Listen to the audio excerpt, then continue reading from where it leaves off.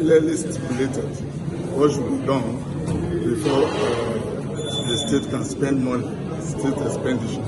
And it's clear there that no money shall be appropriated without an appropriated bill being passed by the House of Assembly.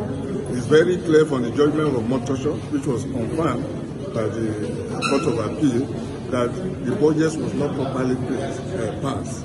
And in a situation like that, if it's not passed within 6 months, a state is not supposed to collect revenue from a consolidated fund. That is the issue of lawyers. That is the extant provision of the law. And that's what the court has confirmed today, that the Rivers State government has not complied with the requirement of the Constitution on appropriation of bills for expenditures and all the things that they need to do in the state government. It's a very clear judgment. And then also looking at all the other judgments that have been passed in respect of the Rivers State government, it's clear from this judgment, which also rely on the judgment of the Court of Appeal, that the state government is in violation of the extant provisions of the Constitution relating to expenditure and passing of the bill for expenditure. So it's clearly they cannot continue to allow this infraction to continue.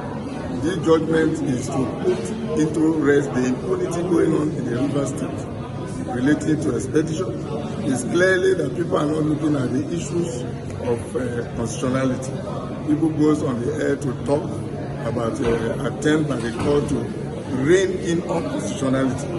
Today, the judgment is to rein in unconstitutional behavior of the governor going on in the state, and in the judgment we're delivered. And we are going to implement the judgment. We are going to serve the necessary agencies, the Central Bank of Nigeria, and other agencies who are supposed to give authority to spend money. That's what's going to happen. Thank you very much, sir.